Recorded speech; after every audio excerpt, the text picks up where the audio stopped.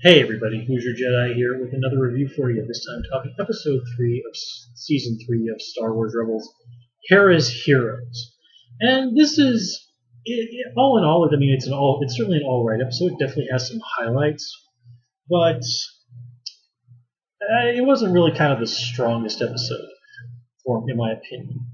Now, the good stuff is, this episode is, we get some nice character stuff between Hera and her dad.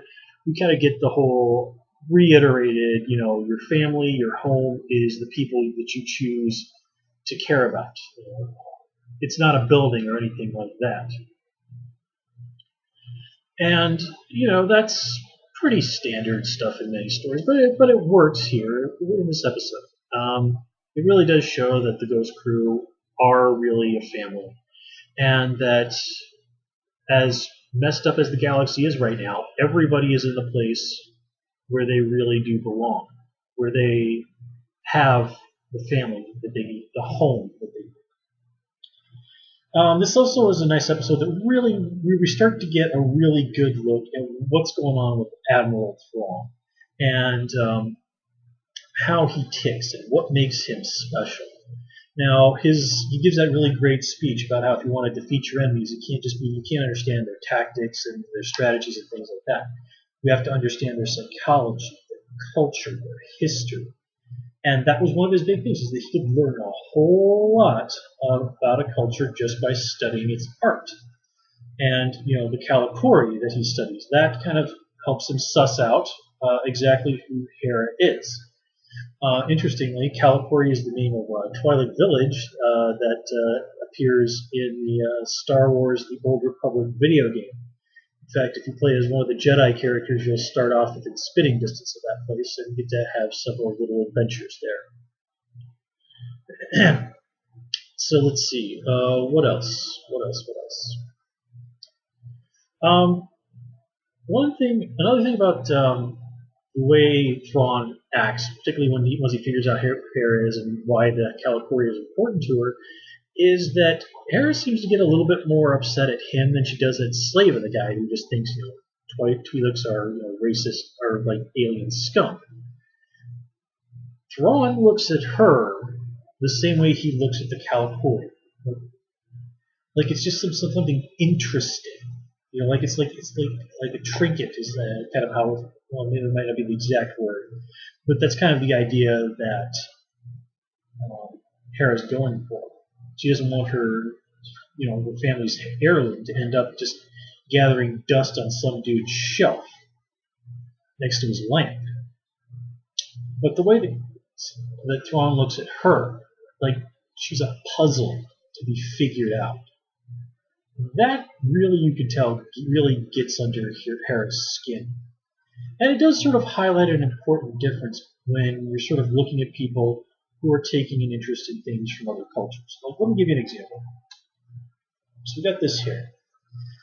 This is what I'm pretty sure is the lid of something from Japan. So if you look carefully here, you can even see the little yen symbol on the price tag. So I picked this up several months ago in a thrift shop because I thought it looked cool. Now, I spent like almost 3 years of my life living in Japan. Okay, I'm kind of rusty, but I'm still reasonably proficient with the language, and all of that. Of course, I've learned a pretty good bit about Japanese culture. And to me, I got this thing because one, it's kind of cool, but it's also very beautiful. And when I look at it, it has a meaning to me. It reminds me of a place and a time in my life that were very special, where I got to be part, in a way, of this very different culture than my own. So, I don't want to get into a big argument about cultural appropriation because that's just not what I want to do around here. But there's, I think, an important difference between appreciating something from another culture because it resonates with you in some way, or you have some sort of a connection to it on a personal level. But you have to look at it, I think, as a part of a whole, as a thing that has history and emotions attached to it. If you look at it as just something clinical, if you look at it as just something no different than like a chair, then I think that's kind of where you're going wrong in these sort of situations. But that's just kind of my opinion on things. I don't really think I'm in a very good position to judge other people. It's just, I guess, I suppose, is Thrawn says that I learned about your culture and I have respect for it. Well, in a way, he does, but it's sort of that sort of clinical respect. You might think of it similar to the way a doctor would probably have respect for the Ebola virus for being so good at being a virus. Now, I don't think that Thrawn thinks that it's viruses or anything like that, but it's that clinicalness of it all, the detachment. There is that real lacking of the emotional connection that makes these sort of things true and genuine rather than just some exercise. And I think that's kind of the best way to sort of put how I think Thrawn views all of this stuff. Everything is just a puzzle to be figured out. I mean, he's kind of like, if House became an admiral for the Empire. And Hera sees right through this guy. And you can tell Thrawn knows that as well. But Hera is a very interesting little puzzle. I mean, he even flat out lays it out. He's a student of war. It's not something that he's really had a huge amount of personal experience with. But Hera is a survivor of a clone war. She survived it as a child. Being in this sort of mindset is basically how she's lived almost her entire life.